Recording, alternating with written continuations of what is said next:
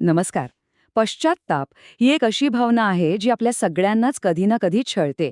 पण विचार करा, असं आयुष्य जगता येईल का जिथे पश्चात्तापाला अजिबात जागाच नसेल? आज आपण जनसंध जातक कथेमध्ये डोकावणार आहोत. ही गौतम बुद्धांच्या पूर्वजन्मातील एक बोधकथा आहे आणि त्यात दडलेलं प्राचीन ज्ञान आपल्याला याच प्रश्नाचं उत्तर देऊ शकतं.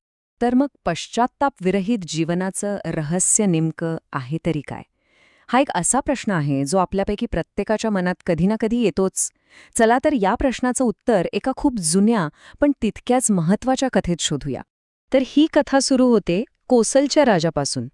हा एक असा राजा होता जो सत्तेच्या धुंदीत इतका हरवून गेला होता की तो आपली कर्तव्य, आपला मार्ग सगळंच विसरला होता. आणि मग हा राजा बुद्धांकडे जातो आणि कबूल करतो की तो सांसारिक सुखांमध्ये इतका गुंतून गेला होता की त्याला आपली कर्तव्य पार पाडता आली नाहीत. खरं तर ही एक खूपच ओळखीची कहाणी वाटते नाही का, जिथे सत्ता आणि मोह माणसाला त्याच्या मूळ मार्गापासून भरकवटवतात. आणि मग बुद्ध त्याला एका आदर्श राजाची गोष्ट सांगतात, राजा जनसंधाची. इथेच ना या दोन राजांमधला फरक अगदी स्पष्ट दिसतो. बघा, एकीकडे आहे कोसलचा राजा जो पूर्णपणे सत्तेच्या नशेत बुडालेला आहे, आणि दुसरीकडे आहे राजा जनसंध जो धर्माने म्हणजे अगदी न्यायाने राज्य करत होता. चला तर मग बुद्धांनी सांगितलेल्या त्या भूतकाळातल्या कथेकडे वळूया आणि राजा जनसंधाच्या त्या आदर्श जीवनाबद्दल जाणून घेऊया, ज्याने अगदी परिपूर्णतेने राज्य केलं असं म्हटलं जातं.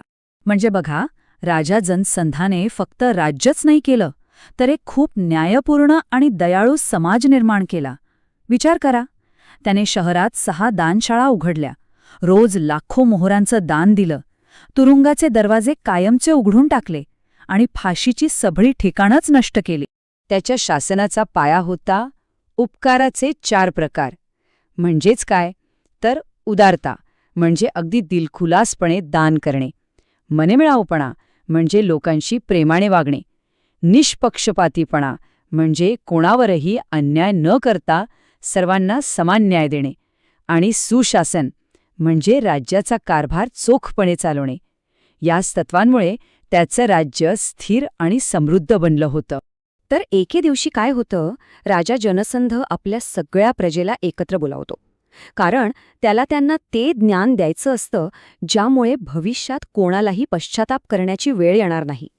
त्याने अशा काही गोष्टींबद्दल सांगितलं ज्या केल्याने किंवा न केल्याने शेवटी दुःखच मिळतं. त्याने पश्चातापाची अशी एकूण 10 कारणं सांगितली. चला पाहूया ती कोणती आहेत. यातला पहिला आणि सगळ्यात महत्वाचा पश्चाताप आहे निर्दयतेचा. म्हणजे क्रूरता आणि अप्रामाणिकपणामुळे होणाऱ्या वेदनेबद्दल राजा इथे बोलतो. त्या राजाचेच शब्द ऐकूया. तो म्हणतो, एकदा निंदक, एकदा अप्रामाणिक, एकदा निष्ठुर, चहाडखोर, क्रूर आणि कठोर होतो मी, आणि आता मला दुःख करण्याचे हेच कारण सापडले आहे. या प्राचीन शब्दांमध्ये किती वजन आहे नाही का? दुसरा पश्चात्ताप आपल्या कुटुंबाशी, आपल्या मुळांशी जोडलेला आहे, विशेषतः आपल्या आईवडिलांशी. राजाचे शब्द खूप काही सांगून जातात. त्याला या विचाराने दुःख होते की जेव्हा तो करू शकत होता तेव्हा त्याने आईवडिलांची काळजी घेतली नाही, जे आता म्हातारे झाले आहेत, ज्यांचा तारुण्य आता संपला आहे. तिसरा पश्चाताप आपल्याला शिकवतो की ज्यांच्याकडून आपल्याला ज्ञान आणि मार्गदर्शन मिळतं त्यांचा आदर करणं किती महत्वाचं आहे. या श्लोकातून हे अगदी स्पष्ट होतं. शिक्षक, मार्गदर्शक किंवा वडिलांचा अपमान करणे, जे आपली प्रत्येक इच्छा पूर्ण करण्याचा प्रयत्न करतात, हे तीव्र दुःखाचं कारण बनतं. जे आपल्याला शिकवतात त्यांचा अनादर केल्याने शेवटी खोलवर दुःखच होतं. बरं, राजा इथेच थांबत नाही. तो पुढे अशा अनेक सुखांबद्दल सांगतो ज्या पश्चातापाकडे नेतात. उदाहरणार्थ, तरुणपणी पैसा किंवा शिक्षण नाही मिळवलं त्याचा खेद, किंवा मग इतर सजीवांना उगाच त्रास दिला त्याचं दुःख, आपल्या जोडीदाराची फसवणूक केली त्याची खंत, भरपूर संपत्ती असूनही कधी कुणाला दान नाही दिलं याचा पश्चाताप, आणि हो, जे संत सज्जन विद्वान लोक असतात त्यांचा आदर केला नाही ही चूक. या सगळ्या गोष्टी या शेवटी दुःखालाच कारणीभूत ठरतात असं त्याचं म्हणणं आहे. पण ही कथा फक्त काय करू नये हेच सांगत नाही.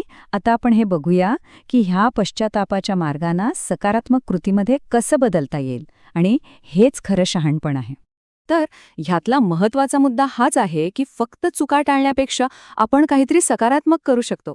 जसं की आपलं भविष्य सुरक्षित करणं, शिक्षण आणि शिक्षकांना महत्त्व देणं, दयाळूपणा आणि प्रामाणिकपणा अंगी बाणवणं आणि सगळ्या सजीवांबद्दल करुणा बाळगणं, आपल्या आईवडिलांचा सन्मान करणं आणि नेहमी उदार राहणं.